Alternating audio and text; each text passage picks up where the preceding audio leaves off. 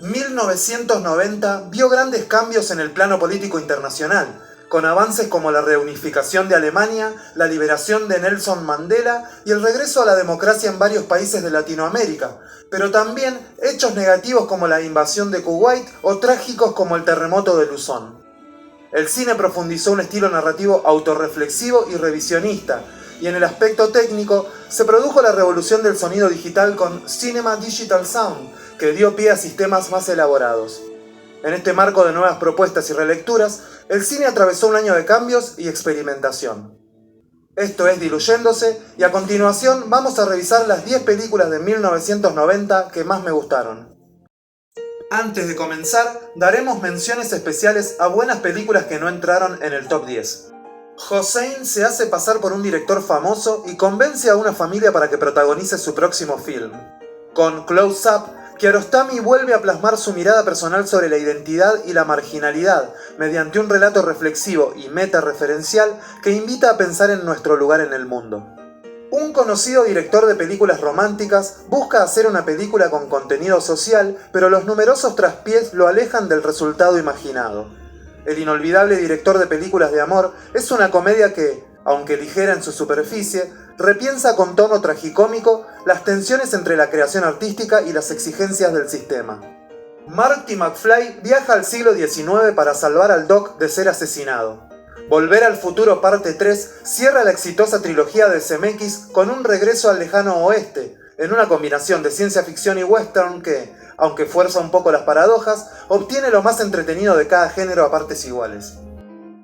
Ahora sí, vamos con las 10. Obwohl das Blut seiner Vorfahren sich in vielen Generationen mit anderen Rassen vermischt hat, sieht man noch genau die typisch arischen Merkmale. Con la intención de ocultar su origen judío, Solomon se une a las juventudes hitlerianas y sobrevive a ese infierno mientras se enamora de una joven fanática.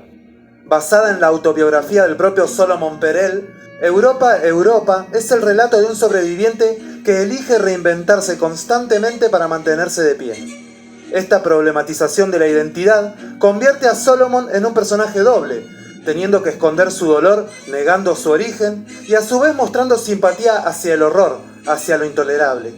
Esta actitud dual le salvará la vida.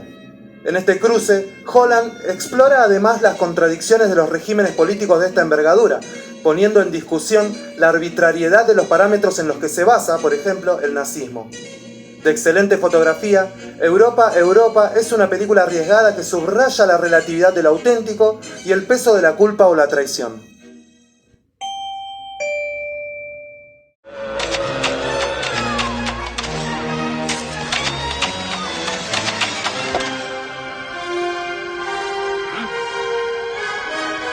Catch! Get ready for a surprise! Un hombre con un sueño recurrente descubre que parte de esos sueños son recuerdos reales y que habría una conspiración para tapar la verdad. Inspirada por el cuento de Philip Dick Podemos recordarlo todo por usted, El Vengador del Futuro sigue a este autor proponiendo una narrativa guiada por la paranoia, las conspiraciones y la confusión entre lo real y lo onírico. La película pone en jaque a nuestra percepción habitual del mundo que nos rodea a partir de esa acumulación de capas que complejiza el escenario de lo real.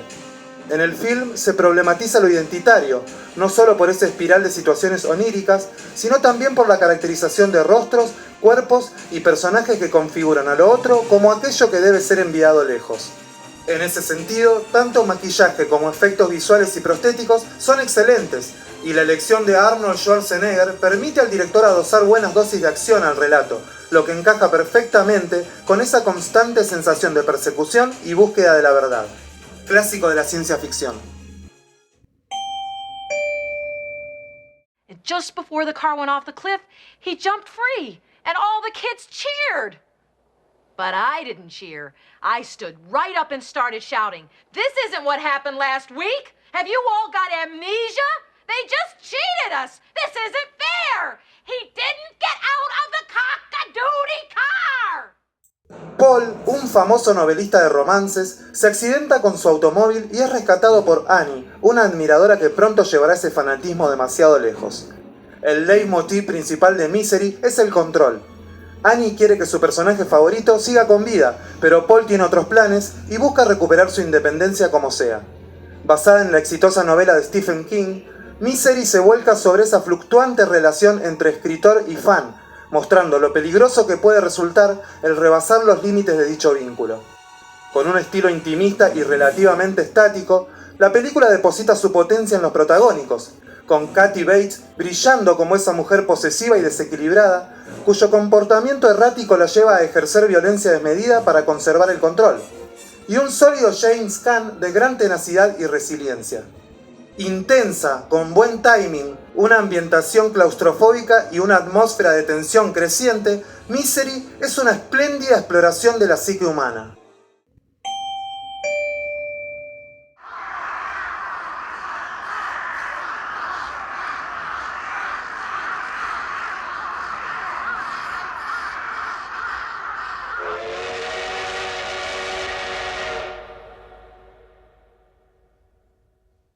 Ocho sueños del director se suceden como un reflejo de la conciencia humana, su relación con la naturaleza, los estados de la vida y sus propias decisiones. Sueños es la película más personal de Kurosawa, utilizando arquetipos e historias familiares para pensar en la conciencia colectiva en una búsqueda de entrecruzar ilusión, percepción y realidad. El protagonista es un alter ego del propio director. Se le ha criticado la falta de un hilo conductor relevante, pero en este caso las imágenes se suceden con una fuerza que potencia nuestra percepción reflexiva. Entre sus fortalezas técnicas se ha elogiado el preciso acoplamiento entre ese espléndido imaginario visual con un uso excelso de lo sonoro, resignificando cada plano a través de una oficiosa introducción de los detalles de ambiente y generando un interesante contraste entre ruidos y silencios. Una película fuertemente simbólica, significativa, que inspira el respeto por lo desconocido e incognoscible, una rareza en la obra de uno de los grandes maestros del cine.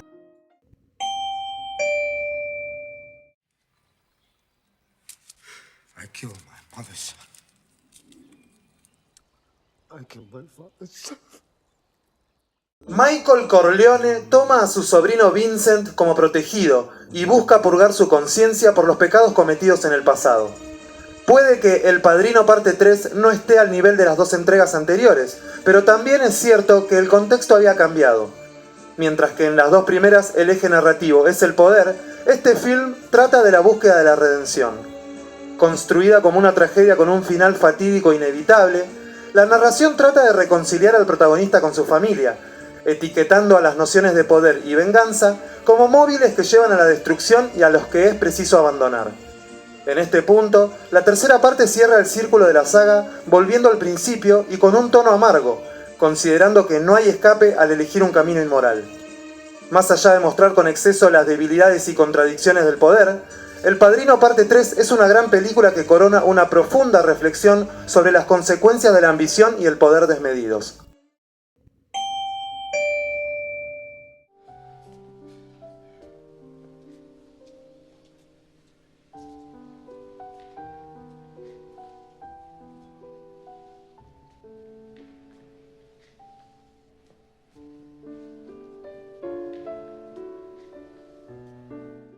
Un neurólogo aplica una droga experimental en Leonard, un paciente catatónico cuya recuperación abre la posibilidad a otros pacientes.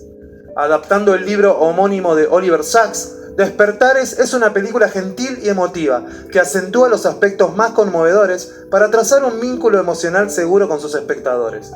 Si bien se aleja de la fuente original, su poder se fortalece en esa entrañable relación médico-paciente. En este sentido, las actuaciones se posicionan entre las mejores del año, con Robin Williams portando una sensibilidad muy expresiva y esa capacidad muy propia del actor de reaccionar contra o forzar al sistema a su favor. Por otra parte, Robert De Niro se muestra preciso, medido e inspirador en un rol muy alejado de su registro usual. Despertares es una película cándida, que moviliza y que invita a despertar nuestro sentido humanista. He says he loves you. Sam would never say that. Ditto, Taylor, ditto. That was ditto. Ditto.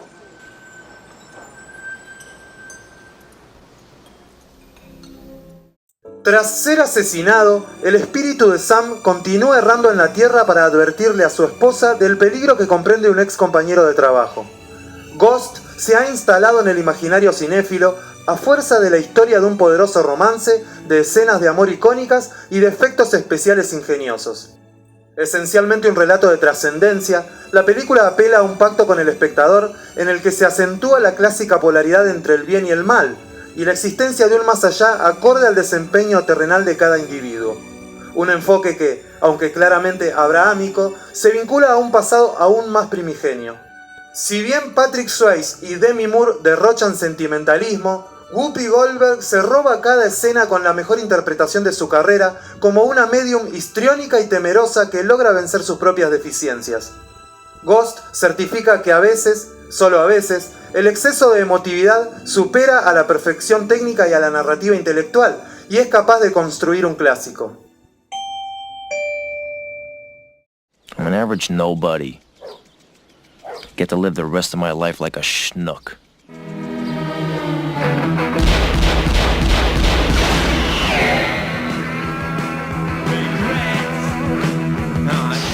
Henry asciende en el mundo del crimen organizado, llevándose por delante valores morales tradicionales.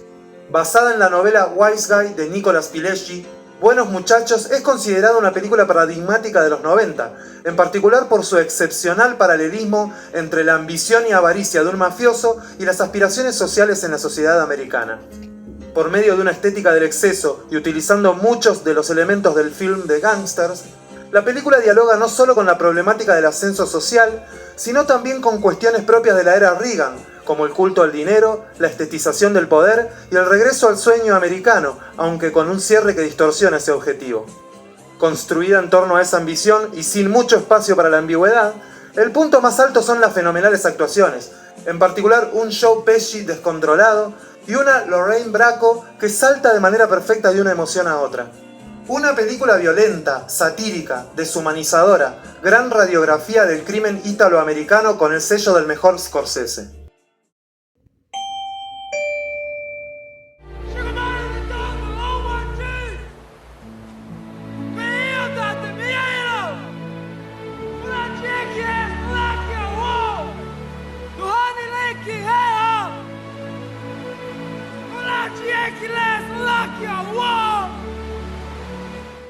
Asignado a un puesto remoto a finales de la Guerra de Secesión, un teniente establece lazos estrechos con los Sioux, ganándose la enemistad de su ejército. Los años 90 dieron paso a un revisionismo del western clásico, y Danza con Lobos es una de las mejores muestras de esta relectura norteamericana de su propio pasado. En lugar de apresurar el ritmo narrativo, Kevin Costner dosifica el relato para contar una historia detallada, afectiva, sobre el vínculo de un ser socialmente hegemónico como el teniente con una sociedad otra. Los Sioux son mitificados exagerando su inocencia y devoción por la naturaleza, pero cumple con alejarlos del estereotipo del salvaje noble. Su enfoque nostálgico del pasado funciona como continuidad del posmodernismo de los 80, facilitando una reivindicación de las otredades. Un film que recupera una imagen más pacífica y comunitaria de un sector muchas veces marginalizado, con una excelente fotografía, gran banda sonora de John Barry y actuaciones más que competentes.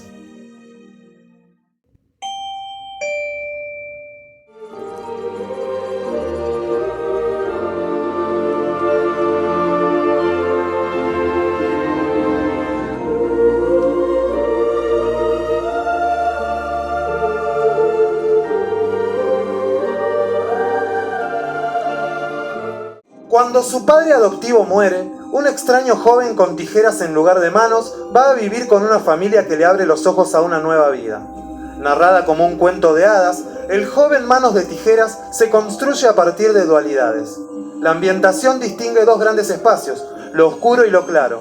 En la caracterización de los personajes encontramos marcas de autor como la inocencia, la alienación, la desfiguración o el trauma por la pérdida. Y el propio Edward es atractivo y terrorífico, creativo y torpe, humanizado y monstruoso. Partiendo de un flashback, Edward transita el camino del conocimiento y la aceptación, encontrando la amistad y el amor, pero también la maldad. La película ilustra la dualidad moral de la que se compone el ser humano y denota la necesidad de expresarse por medio de los sentimientos.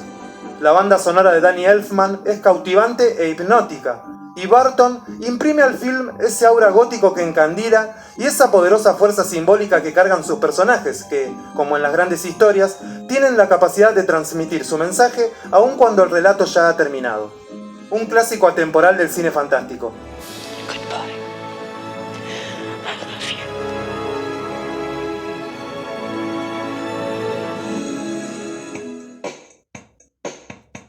Estas fueron las mejores películas de 1990.